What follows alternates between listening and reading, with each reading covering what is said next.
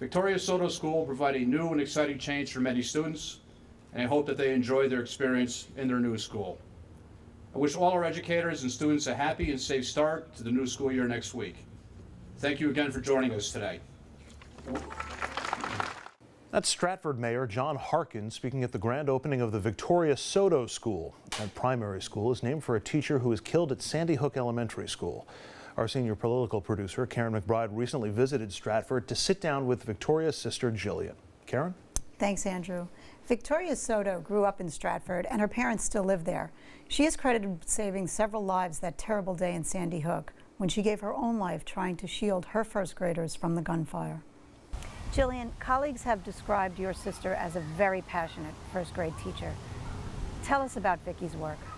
Vicky was a very passionate teacher. She always wanted to be a teacher, even from a young age. I'm the second born, so she was always teaching me everything from how to roller skate to how to dress in high school, and she just loved everything about it. She taught summer school, and she would read all the books like the kids would be reading, even if they're older kids or younger kids, like read all the chapter books so that she could have those conversations with the kids and like be engaged and be very involved in their schoolwork with them. And she just loved it. Her kids, she called them her kids. They weren't just like her students, those were her kids. Jillian, talk about the significance of the flamingos. I see that you're wearing a dress today with flamingos on it. Vicky loved flamingos.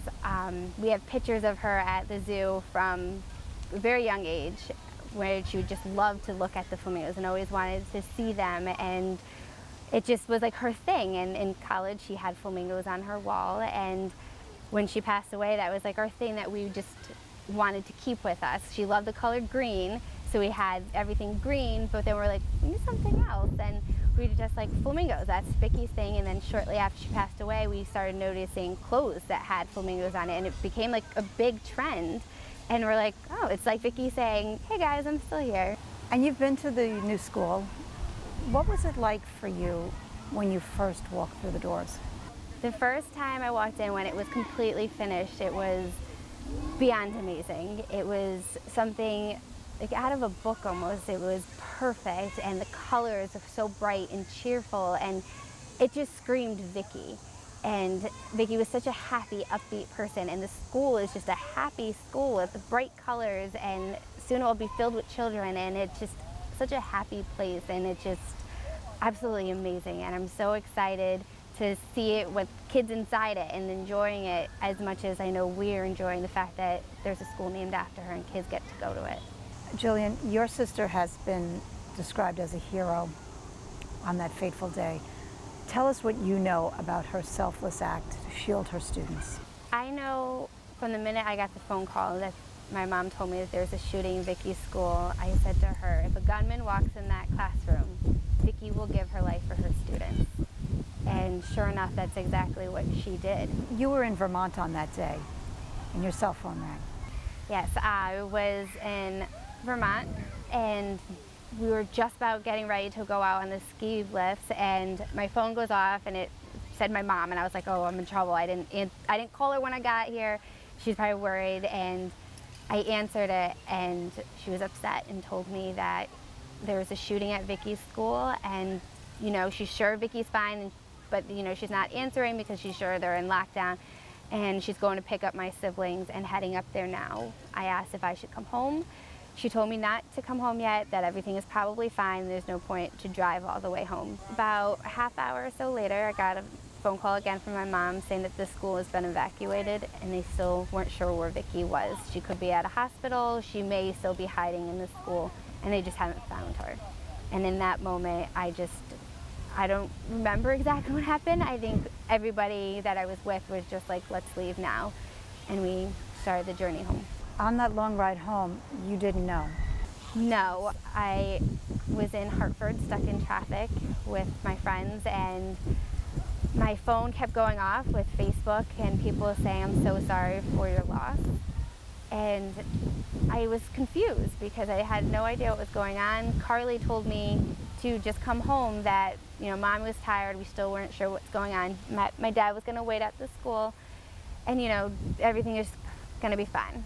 So I was confused, like why people were saying they're sorry for their loss, and sure enough, when I called my father, he told me that my sister passed away. And then you arrived home to Connecticut. And what do you remember about walking through the front door? I didn't wait for the car to stop. I remember driving up the street to my mom's house, and there's people standing on the front lawn, and I just jumped out of the car while it was moving and ran straight inside to my mom, who was sitting down, and just hugged her. You never do get over this. It's been over 2.5 years, and I still haven't gotten over it. I feel like it just happened 2 hours ago. It's still, the pain is just as real as it was on that day.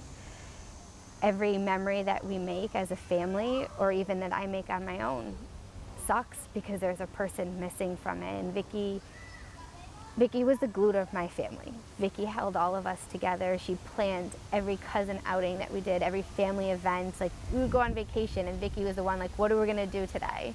And would have a plan. And it's like we're lost almost without her. We do our best as a family to get through it, but it's hard.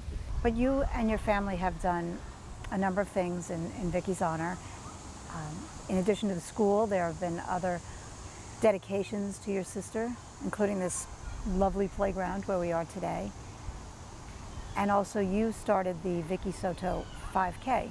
So we have a big 5K in November. This year is going to be hopefully even bigger because we're going to do a big celebration for Vicky's 30th birthday. The day that we're having it, that night, she would have gone out with her friends to celebrate. So we want it to be a big birthday bash for her. And so the things that we have that we've created in her honor and her memory is just a way for people never to forget. And when kids go to like the school and it's named the Vicky Soto School and they ask like, who's Vicky Soto? Like, they're going to hear the sad part of it, but they're also going to hear about this heroic, amazing teacher from their town. Vicky lived every day to the fullest and loved everybody equally. She loved her students, her family, and just loved life and enjoyed it. And I just want people to remember that nothing is guaranteed. Tomorrow is not guaranteed to any of us. Like, live today like it is your last and enjoy everything about it, and realize that there's no room to just be angry because it's not going to get us anywhere. And there's days I want to be angry for what happened, but that's not what my sister would want. The school opens to students September 3rd, and it includes security features like bulletproof glass.